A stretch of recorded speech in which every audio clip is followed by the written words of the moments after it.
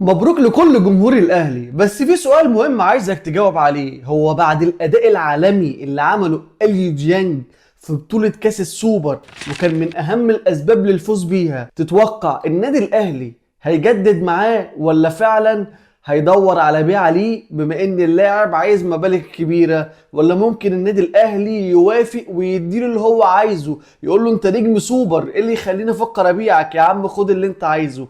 عايزك تكتب لي في الكومنتات رأيك في إليو ديانج، والنادي الأهلي هيدير الملف بتاعه ده ازاي. وكمان عايزك تركز معايا عشان هقول لك وهرد لك على أهم الأسئلة. ايه هي أول قرارات إدارة النادي الأهلي بعد الفوز بالسوبر المصري، وكمان تعليق المدرب وتعليق زيزو. وفي الآخر هقول لك أخبار هتفرح كل أهلاوي، ومين اللي هيمشي من النادي الأهلي، وملف المهاجمين اتعمل فيه ايه. عشان اقول لك على كل التفاصيل دي عايزك تصلي على النبي وتركز معايا وتدعي لاخواتنا في غزة وفي السودان، وكمان تعمل فولو ولايك وسبسكرايب وتفعل زر الاشعارات.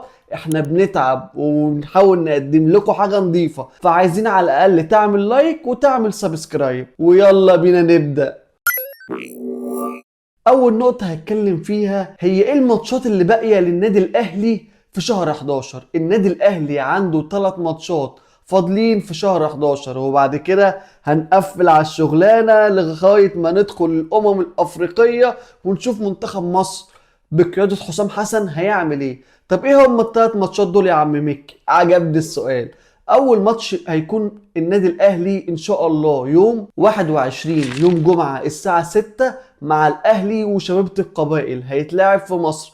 الماتش اللي بعد كده هيكون بين الاهلي والاسماعيلي يوم 25، هيبقى يوم 3 الساعة 8. الماتش اللي بعد كده هيكون بين الجيش الملكي والاهلي، هيتلعب في المغرب يوم الجمعة 28 الساعة 6. دول 3 ماتشات بس، هيبقوا 2 في دوري ابطال افريقيا وواحد في الدوري المصري اللي هيلعبهم النادي الاهلي يعتبر لغايه اخر السنه. ممكن ندخل على اللي بعد كده، تعليق المدرب وزيزو بعد الفوز بالسوبر.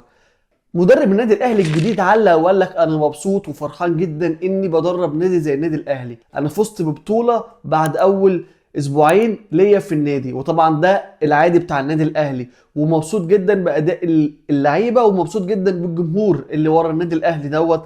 انا شفت جمهور عظيم ومبسوط ومتفائل، والبطوله دي ادتنا ثقه للي جاي. وفي نفس الوقت زيزو لما سالوه بعد البطوله قال لهم انا ما كانش عليا ضغوط، وجمهور الزمالك ما عملش اي ضغوط عليا، بالعكس اداني دافع. وانا شايف ان البطوله ديت ادت ثقه للعيبه هترجع اقوى من الاول، وهتعمل اداء عالمي وهتعمل اداء عالمي في بطولة افريقيا. وغير كده انا شايف ان جمهور النادي الاهلي احسن جمهور يدي ثقة للعيبة ويديله دافع قوي جدا. وبالنسبة للضغوطات، انا نزلت ماتش الاهلي والزمالك وانا عارف ان كل ده هيحصل، وبالعكس انا كنت متأكد ان انا هعمل اداء كويس جدا، وفعلا الراجل كسب رجل المباراة. تحية لزيزو، عقلية احترافية 100%. ندخل على النقطة الأهم، إيه هي قرارات إدارة الأهلي بعد الفوز بكأس السوبر، البطولة الكبيرة اللي رجعت الثقة للاعبين النادي الأهلي وإدارة النادي الأهلي في لعبتها. هقول لك اول قرار، طبعا انتوا كنتوا عارفين ان النادي الاهلي مجمد المستحقات بعد الاداء السيء في الدوري المصري.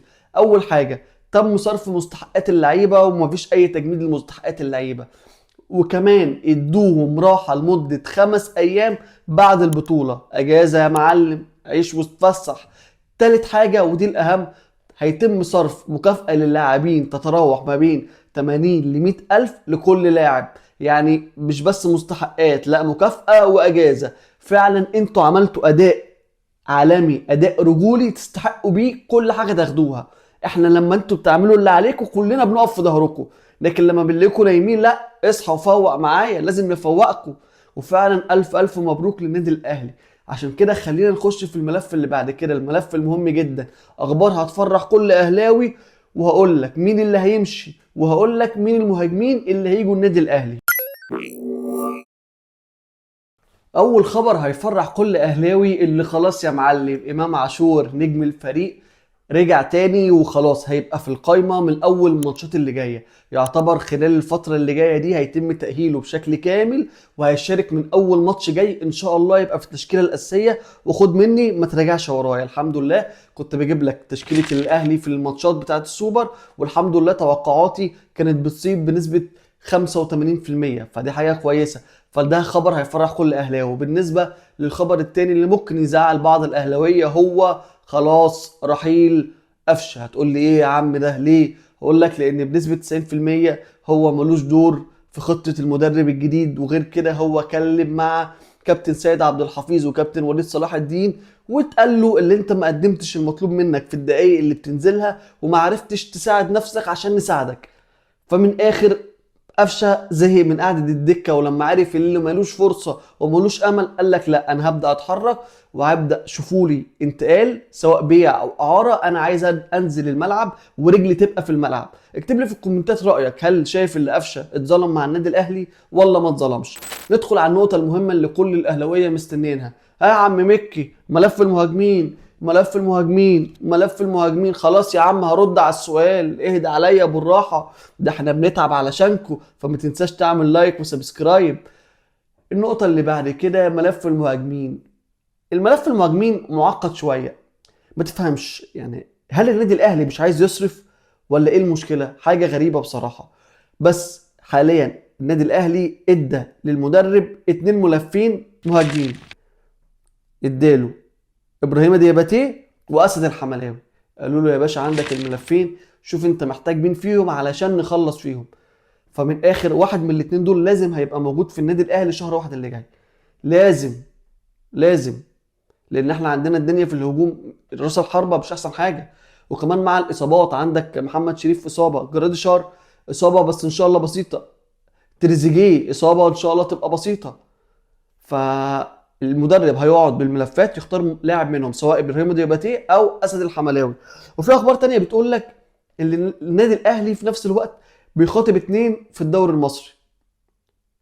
صلاح محسن اللاعب السابق للنادي الاهلي، وفي نفس الوقت بيخاطب اسامه فيصل اللاعب السابق لنادي الزمالك، اللاعب الحالي للبنك الاهلي. اللي يعني هيجيبوا مثلا هفهمك، ابراهيم دياباتيه ومعاه مثلا اسامه فيصل، او اسد الحملاوي ومعاه صلاح محسن. لان الاثنين اللي عندنا حدث ولا حرج، هم كده كده عايزين يسوقوا لجراديشار ويتباع، وفي نفس الوقت محمد شريف احتياطي لو جات له اعاره هيطلعوه اعاره.